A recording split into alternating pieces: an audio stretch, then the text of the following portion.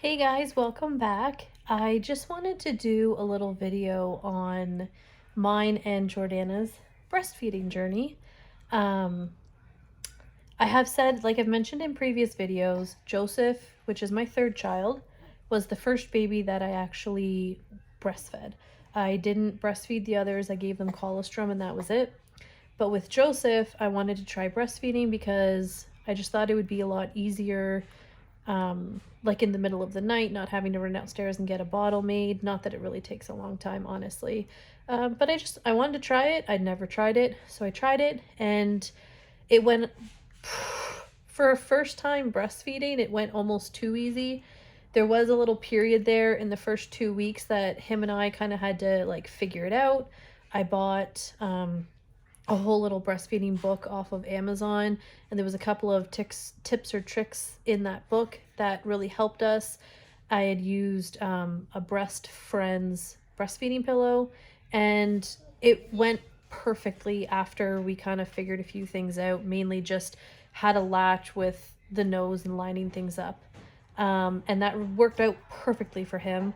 I just wasn't getting him to latch properly, and basically once I brought my nipple to his nose and he kind of like lifted up, I was able to put it in there, and he was fine with that. We figured it out and it was great, and he breastfed up until 8 months old when he got his first tooth, and he bit me one too many times, and I said, nope, we're gonna change you to a bottle.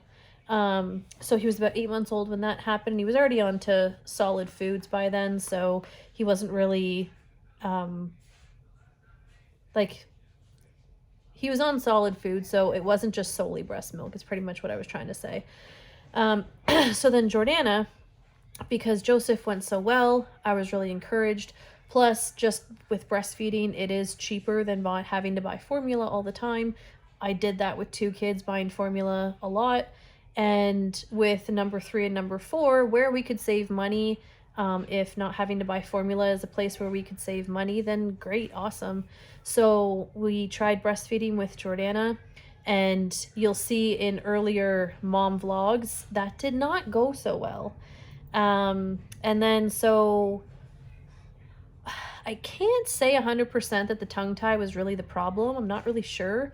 I have noticed that she kind of plays with her tongue a lot more ever since having it done.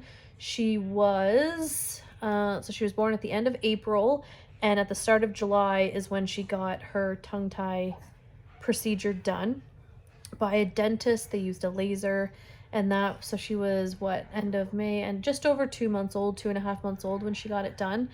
And I noticed a drastic change afterwards. She was able to play with her tongue a little more. I noticed a lot more like movement and stuff with her tongue. But breastfeeding wise, it wasn't night and day. It wasn't all of a sudden she breastfed totally fine. I was still pumping for, I think it was just before the end of September. So from the start of July to the mid-September, I was still pumping. We were still dealing with thrush, and I was pumping, and then I would clean, store the milk, clean the bottles out, sanitize them, and then have to warm up a bottle when she was hungry and feed her the bottle. And then I'd usually pump after I fed her, because she usually went to sleep after I gave her a bottle. So that gave me the half an hour I needed to pump. I did use it's the Medela Freestyle. You can the 2 pumps at once, and I have the pumping bra for that. So I am able to like wash dishes and stuff like that while pumping, which was great. It was convenient. It was like you are able to do stuff while pumping, because it does take a lot of time. It's like, 20 minutes to feed Jordanna a bottle, and then put her down, and then I would usually leave the bottle, put the pump on, pump for half an hour, and then I would clean everything. I would wash it all in hot soapy water, and then sanitize it all, and put the bottle away, and put the pump back in the bag for next time. And then she had her vaccination appointment at the end of September. So this is what, April, May, June, July, August, September. So she was 5 months old at this point. And I thought, you know what? I'm going to do a little test, because I did breastfeed her at night still all the time. And there were points during the day and on the occasional day where I would I would just exclusively breastfeed her for that day and then see if she like sucked back milk the next day because she was super hungry. And I wasn't finding that. And then I would also breastfeed her throughout the day before or after a bottle. And like she wasn't guzzling the bottles or anything like that, making me suspect that maybe she wasn't getting enough while breastfeeding. There was just, I just kept latching her on so she wouldn't forget how to latch. Plus, she latches every single night during the night. So, because when she wakes up in the middle of the night, we just co-sleep for the rest of the night. And she had no problem getting milk then. And like, especially in the morning, she'd wake up and she would just sit there and like drink for 10-15 minutes when she first woke up. And then I would pick her up and we'd come downstairs and I'd have my coffee.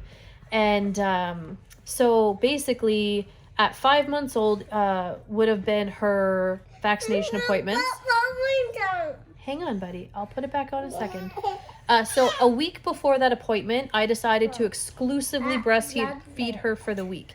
And I watched and I monitored and made sure she had lots of wet diapers throughout the day, that she was pooping like every 3 days or so, because breastfed babies don't poop every single day, but that she was still pooping, which she pretty much was.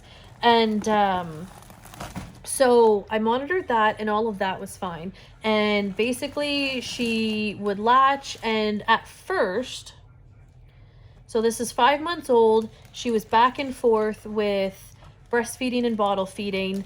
The one thing I did notice most of the time when we were doing bottle and breast, that she would really rely on the letdown. And what I noticed actually was I probably wasn't paying enough attention to when she was actually drinking and stuff, because I would feel the letdown and I knew she'd get a lot, and a lot of times she would kind of like tug off because it came out kind of quickly. So she would like tug off of it, catch her breath, and then keep going because it was a fast flow. But what I really noticed during that week of just exclusively breastfeeding, I did have formula in the cupboard if I needed to use it, and I also had frozen breast milk for this week to go back on if I really needed to. But she wasn't feeding all the time. She fed like every 2 to 3 hours, and I just kind of let her latch on and drink. And then when she kind of would stop drinking, I would switch her sides, and then she would cause a letdown on that side, drink, and then just kind of play with it a bit. But I let her do that for the week. And I didn't, like, she wasn't ravenous when she would go to the breast during that week. I think also during that week, she just really kind of figured out how to breastfeed and really like how to get milk. And now she's spitting up. But I think that what I meant by I wasn't paying close enough attention is that what I started to notice during that week is when she would pull off, I would notice milk in her mouth and I didn't feel a letdown happen. And so what I had thought before was that I had to feel the letdown happen in order for me to think that she got milk. But she was actually able to pull milk out without having a whole letdown happen and things like that. So I was like, oh, so I think she has been getting breast milk. I was just super worried before that she wasn't getting enough. And I know she wasn't getting enough those first few weeks because she lost weight. But I think during the months of bottle feeding and breastfeeding, with her breastfeeding at night, she was kind of able to slowly grasp breastfeeding and still feel full. So she still wanted to breastfeed. It wasn't an annoyance to her. I still fed her a bottle. She still got fed.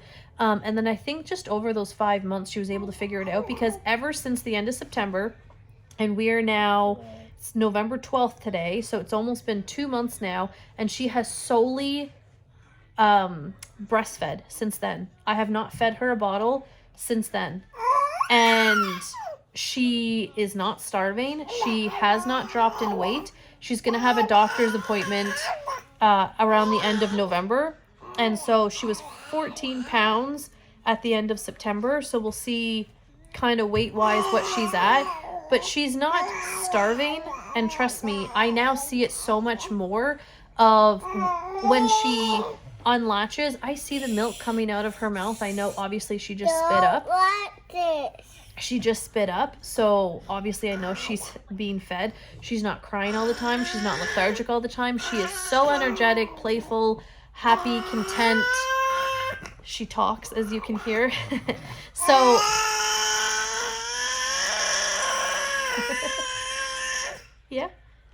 yeah, really. I just wanted to make this video though to like kind of, I thought that when I struck out at the beginning, when she wasn't really able to breastfeed, I thought that was going to be it. Like, I wasn't going to be able to breastfeed her. Basically, the schedule of having to pump and bottle feed and all that was going to be my future with her until, like, we stopped when she was, like, 8 months to a year old. But I just wanted to come on and say, like, if you are determined, you're able to produce milk, and they're just not latching or whatever, like, just keep trying things. I fed her the bottle. I gave her probably about 4 to 5 bottles a day, plus breastfeeding in between. Sometimes I would breastfeed her, wait a couple hours, and then give her a bottle, and then like breastfeed either before or after giving her the bottle, just to keep her used to trying to latch. And like, she eventually figured it out, and now she just has at her. She knows how to do it, and I'm pretty impressed, honestly. With pumping and things like that, you're still breastfeeding like that milk, so it's not going to cost you money in formula or anything like that. So if you are able to produce she's so loud, but if you are able to produce breast milk, then I encourage you to pump it out. Save that money. You can buy them a few more cute outfits or whatever with the money that you're saving, or put it into an RESP for their education fund or whatever that is in your country. But no, like, do it. If you're not able to, well, I mean, when you have your heart set on it and you're not able to, I get that. I was really let down when she wasn't really getting breastfeeding at first, and I was really upset about it. And I feel for you. I understand that. I can't say that I completely understand, because I am able to produce milk. And if you were dead set on that, it definitely sucks when that can't happen. However, you are no less a parent feeding your child formula, because that's what you have to do. A happy baby and a fed baby is the goal. So I'm not saying anything that way. But no, I just, you know, don't give up. This is 5 months later, and all of a sudden she figured out breastfeeding, and now from 5 months up until I stop breastfeeding her, I get to breastfeed her. I don't have to worry about pumping anymore. I don't have to worry about sanitizing bottles and all that stuff, and I'm super excited about that. So I just wanted to say, don't give up. I did go see that lactation consultant, and she did give me a great tip and a different way to try and breastfeed her with doing the laid back breastfeeding position. It just, like, she just didn't like doing it. Even now, like, she doesn't sit up and breastfeed. She likes to lie down. So I don't think it was money wasted. We tried it out and it just didn't work. So I just pumped, bottle fed her, kept trying to breastfeed, and at 5 months old, something clicked and she figured it out. So I just wanted to make this little video as an encouragement to you that if you are struggling with breastfeeding, don't quit. Basically what I would suggest, go see a lactation consultant, see if it's your supply or if it's just you and your baby and the whole latching and breastfeeding thing not meshing. And if that's the case and your supply is not the problem, you can produce milk and you can produce a significant amount of milk. What worked for me, pumping,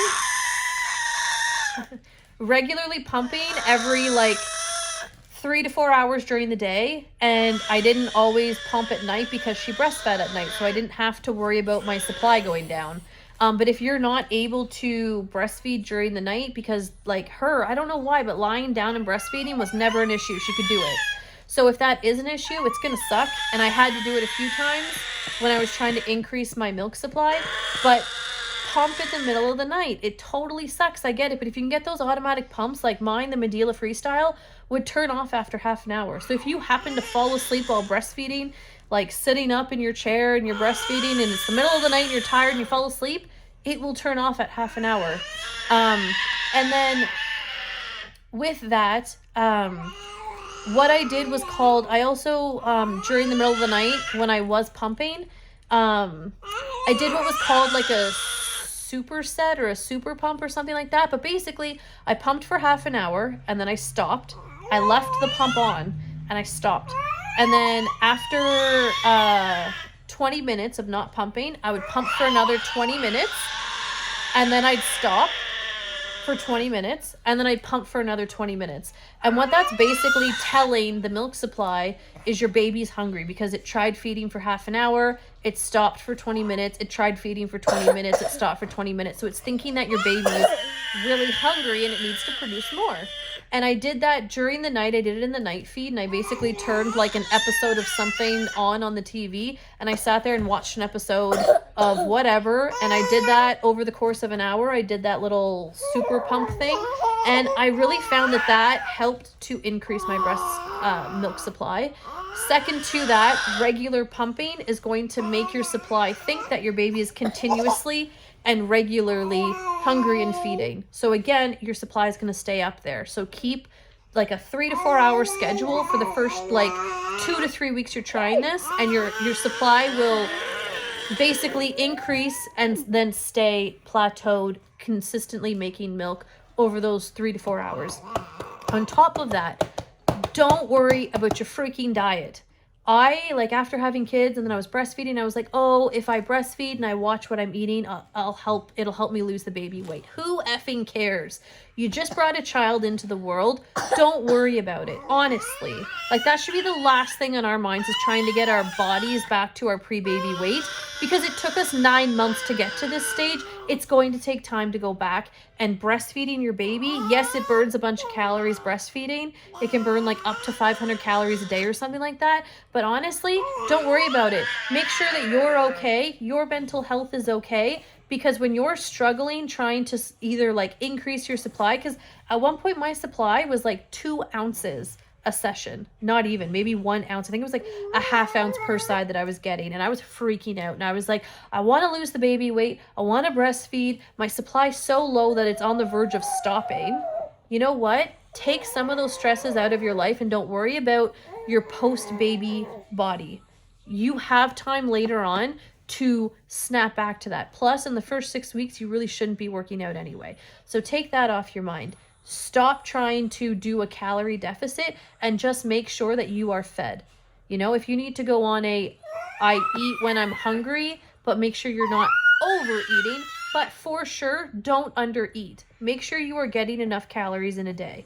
Second to that, I don't have a gluten intolerance or anything like that. So what I found was increasing my carbs actually helped. And in that, oats. I added oats into my diet. I researched that oats and like some ground flaxseed, I guess, is also great, but mainly oats. So I used Quaker instant oatmeal. I took 2 packets of the maple and brown sugar, and I made those every single morning. And then in my mom vlog recipe playlist, I have a video called Copycat Starbucks Oat Bars, and those, I made so many batches of those. I threw them in the freezer. I would take 4 of them out in the morning, or the night before, sorry. I would take them out, put them on the counter, and the next day, Josh and I would have one for breakfast, and then I would have one if I wanted one as a snack during the day, or 2. I didn't care at that point. I wanted to increase my supply, so there was days that I ate like 4 bars a day, 6 bars a day, let's be honest, because they are so delicious. But I did find that increasing the oat intake in the day, not worrying about what I ate, not shying away from carbs or calories or anything like that, making sure I maintained a schedule pumping, and trying to keep my stress level down about all of it, it worked. It's as insane as it sounds to not stress out about it. You've got to figure out a way not to stress out about it, because the more you stress out, the lower your supply is going to be. And so by doing all of those things, making sure I did get enough sleep, and if that meant that I napped when on a day that Joseph and Jordanna napped at the same time and I was tired, I napped with them. And just making sure I ate well, slept well, and stayed on a pumping schedule. My supply went from being a ½ ounce per side at one session to being like 6 to 8 ounces or more together in one session. There was days that I was filling up I think through a quart. The bottom of it says like 906 milliliters, but I think they're about the size of a quart mason jar. I would easily fill one of those up in a day. So that's almost 1,000 milliliters in a day. Going from less than, I would say, 4 ounces in a day to, I don't know how many milliliters that is. I know I keep switching back and forth. We're Canadian. We don't have the same units of measurement in the US, so, but I don't know. I just know that one of those bigger mason jars, I used to fill one of those up in a day. I still probably could if I was still pumping, but yeah, no. And I was struggling to make enough to even just feed Jordanna. I had to use formula for a few days until I could increase my supply. It took the better part, so it really, the first big increase took about 3 days, 2 to 3 days. I was feeding her formula, and whatever I could gather up in breast milk, I would put in one bottle. Like, I would basically pump all day, and whatever it was, I'd feed that whole amount to her. I used sanitized bottles and sanitized mason jars, so I don't see how that could be bad. But that's what I did just to make sure she was still getting breast milk and stuff. Because I'm not going to just dump it down the drain. But yeah, that's basically how our little breastfeeding journey went.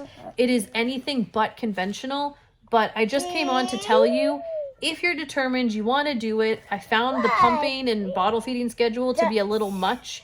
So I'm glad that we figured it out. I'm glad she figured it out, and I'm glad we're on the road and the journey that we're on now. I just, again, wanted to come on and say, like, don't give up. If it's something you really want to do, just keep trying. If it doesn't happen, it doesn't happen. If it eventually clicks like it did with us, then amazing. And, you know, you just, I mean, really in the end, you got to do what's good for you. So if that's formula feeding, that's formula feeding. That worked for me for the first 2 kids. If it's exclusively breastfeeding because it clicked like with Joseph, then amazing. And if you have a bit of a rough patch in the beginning, but then you eventually figure it out like Jordanna and I did, then amazing. But really, we're all here to make sure our babies are happy and fed and healthy. And that's the end goal. But I just wanted to, kind of...